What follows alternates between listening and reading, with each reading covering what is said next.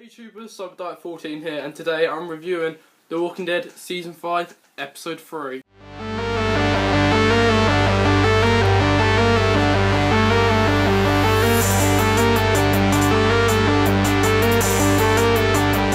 So let's start off with Bob. He basically wasn't going to make it to Episode 4, we can say that. And I love the way how he just laughed it off about his bite, because he knew that he was bitten obviously, and he just thought it was hilarious that they ate part of him when he was bitten. He said tainted meat, and I thought he was crying at first, and they were telling him to shut up, and he just hysteric. He couldn't stop laughing. And I know this happens to Dale, who obviously died in like Season 2. In the comics, this happened to him, and he was just like laughing or something. So it's good that they're relating it to the comics more, rather than just like focusing like straight into a TV show separate. So you know they're going back to the comics, which is really good, I think. It was quite sad to, you know, throughout the episode to see him dying, but it's The Walking Dead, no one actually lives to the end, or do they? We don't know. Which moves me on to Abraham and Rick, because I said Episode 2 that some tension was going to happen, because Abraham is just so desperate, he wants to go to DC, and Rick is obviously going to stay because his friends are out there, Daryl, Carol, and I don't really know about Beth.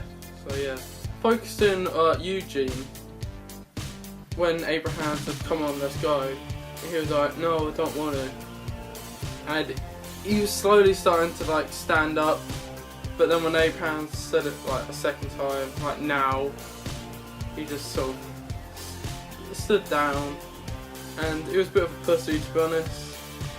So that really says a lot about his character. He wants to stay, but he's just can't say it, that's all. It was pretty cool, the little trap that Rick set up for the hunters, I guess what we're going to call them now. And there was tension in there, and I don't know about everyone else, but I definitely thought, well, I didn't think that Rick intended for this, because they just showed up from nowhere and they just kept watching. And as soon as baby Judith cried, it sort of triggered it all off. I like that Rick said to Gareth, I know I keep saying Garrett, but yeah, Gareth, and he's dead now, so it doesn't matter what I say. But anyway, I like that how Rick said to Gareth he made a promise, which was to kill him with like that machete. And I did say in episode 1, if you watched it, I said now that he said it, he will keep that promise. And that's exactly what he did. Well done, Rick Grimes. I thought it was quite ironic how Gareth was on his knees looking up to Rick as if he was some sort of god. And obviously it was in a church. So that's quite cool to think about, I think. That Rick is the god, the one who everyone looks up to. Sasha, she's really turned dark now, as that when she was stabbing that Marvin, she was really taken out on him, and like I said, she's definitely gone down the darker route.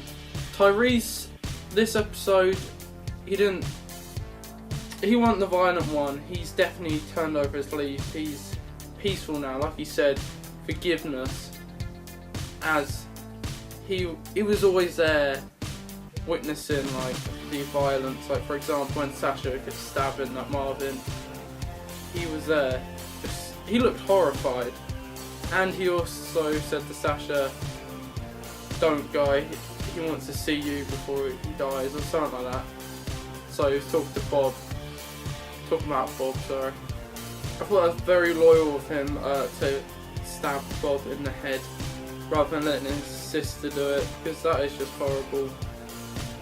So, well done Tyrese.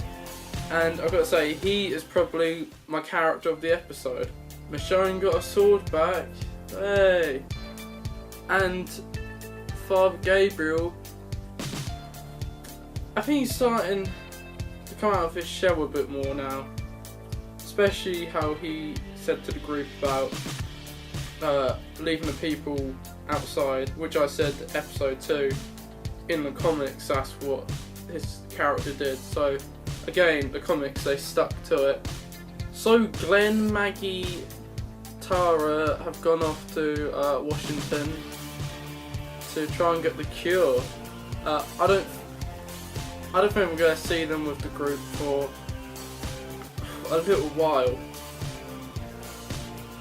but we will keep cutting back to them, especially because in the trailer the church bus sort of tips over somewhere. Including Beth, we're going to keep cutting back to, or maybe not cutting back so much, I don't know. The group's split off into 3 now, including Beth as just one group, which will be quite interesting. It will be similar to season 4 part 2, where they just kept cutting to, like, I love the cliffhanger they left, as The Walking Dead is pretty good at doing this now, where they basically had Daryl come back and Michonne was quite happy, and Daryl said coming out and we don't know who. So that's really making me on the edge of my seat. Time to rate this episode. I give it a 7 out of 10. Yeah, there was a bit of action packed in there, not too much, but you know, it was a bit more than last week's episode. We have a full Beth episode next week, and I think this is going to be like when the Governor episode 7 or something like that of season 4, 6 or 7. Anyway, round about that time when the Governor had just his own episode, I think that's what it's going to be like for Beth. And it will be interesting to see if it's her who Daryl was talking to. If so, where did Carol go? Guess we're going to have to find out next week. Thank you very much for watching. If I left anything out, just comment below, because I can't always remember everything in the episode. But I probably missed something important out. If you enjoyed this video, please give it a like. It really means a lot to me. Also subscribe, I appreciate it so much. And if you haven't, go watch my other 2 Walking Dead reviews. Not bad. See what I rated the episodes. Anyway, thanks for watching. I'll see you in the next review. Bye.